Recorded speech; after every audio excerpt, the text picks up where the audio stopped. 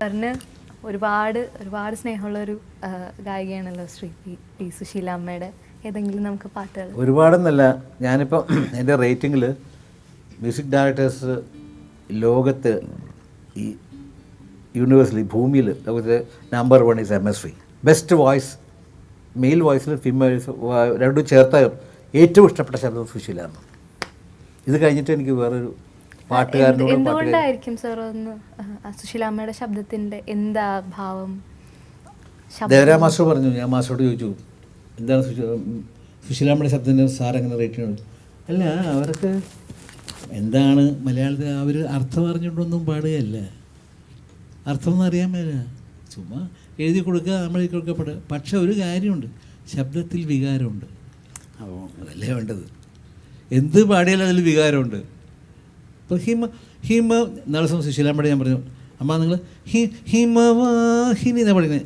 He എന്ന് മൂക്ക്, അതാണ് എൻ്റെ ബ്യൂട്ടി. അപ്പം നിങ്ങൾ ഹിമവാഹിനി പാടിയ ഹിമ ഭംഗിയായിരിക്കും. ഹിമവാഹിനി ഹൃദയഹാരിണി എന്ന് പാടിയിട്ടുണ്ട്.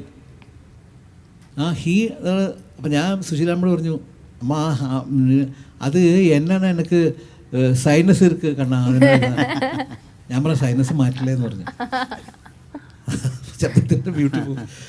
അത് സുശീലം. അയ്യോ, കാദംബരി പുഷ്പസദസ്സിലെ കാദംബരി പുഷ്പസദസ്സിൽ കൗമാരം കൊരുത്തരണി മാല്യം കാമമാം കുരങ്ങിൻ മാറിൽ വീണറിഞ്ഞ നിർമാല്യം കാദംബരി പുഷ്പസദസ്സിൽ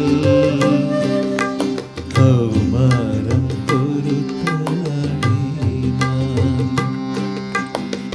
എന്തിനെ തരലി ലലലി തരല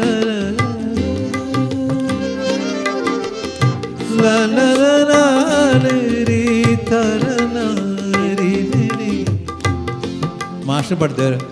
ഞാൻ പാടി പുഷ്കരണിയിൽ എന്ന് പാട. പുഷ്കരണിയിൽ വന്ന് പുഷ്കരണിയിൽ എന്തൊരു ബ്യൂട്ടി. പുഷ്കരണിയിൽ വന്ന് മൂടുക മൂടും രോമഹർഷങ്ങളാൽ മൂടുമീ കൈനഖമൂടും മൂടുക മൂടുക രോമഹർഷങ്ങളെന്ന് പാടി. മൂടുക മൂടുക രോമഹർഷങ്ങളാൽ മൂടുമീ കൈനഖമടുക്കൾ. ആ ഓരോ വാക്കിൻ്റെ ഫീൽ ഉണ്ടല്ലോ, അതാണ് ദേവരായ മാഷ്. ഇദ്ദേഹം എഴുതിയൊക്കെ നമുക്ക് ഏതാണ് നല്ലതെന്നും മനസ്സിലാവില്ല.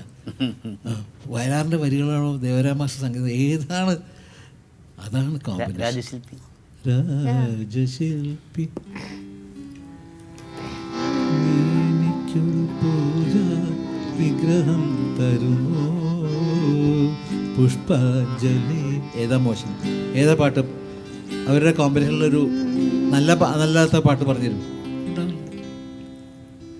രാജശില്പി പിന്നെ എൻ്റെ അവരുടെ കോമ്പിനേഷനിൽ ഒരുപാട് പാട്ട്. പിന്നെ ആരും പോപ്പുലർ അല്ലാത്ത പാട്ടില്ല. ഞാൻ പിറന്ന നാട്ടിൽ ഞാവൽ മരക്കാട്ടിൽ ഇപ്പോഴുമുണ്ടൊരു ദുർഗാക്ഷേത്രം. ഞാൻ പിറന്ന നാട്ടിൽ അങ്ങനെ പാട്ടുണ്ട്. അത് ശരിക്കും ആ കേട്ടാൽ നമുക്ക് ആ ഇടിഞ്ഞു പൊളിഞ്ഞ ക്ഷേത്രവും. അതെ അതെ. മറ്റേ പാട്ട് യക്ഷിയമ്പലം അടച്ചു ദുർഗാ. അത് ശരത്തെ പറഞ്ഞിട്ട് പോവാം. എത്രയോ പാട്ടുകൾ. അല്ല, ഇത് പറഞ്ഞപ്പോഴേ ഞാൻ പെട്ടെന്ന് പാട്ട് യക്ഷിയമ്പലമടച്ചു അന്ന് ദുർഗാഷ്ടമിയായിരുന്നു. കാറ്റിൽ എന്ന് പറയുമ്പോൾ കാറ്റ് ഫീൽ ചെയ്യും. കാറ്റടിക്കുന്നു. കഥ പറയാണ് പാട്ട്. കരിമ്പന തലമുടി ചിക്കും കാട്ടിൽ.